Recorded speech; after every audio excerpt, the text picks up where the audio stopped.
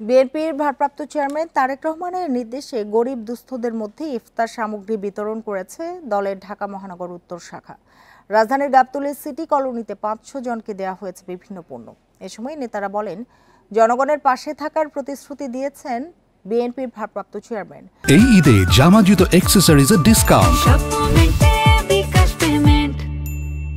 এরই ধারাবাহিকতায় ইফতার সামগ্রী বিতরণের মাধ্যমে সহানুভূতির বার্তা জনগণের কাছে পৌঁছে দিতে চায় দল।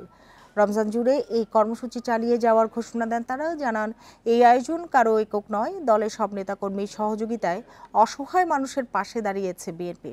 এছাড়া ঈদের আনন্দ ভাগাভাগি করতে অসহায় দুস্থদের পাশে থাকার ঘোষণাও দেওয়া হয়েছে। আসিফ এবং দারুস সালাম তারা ছাত্রদলের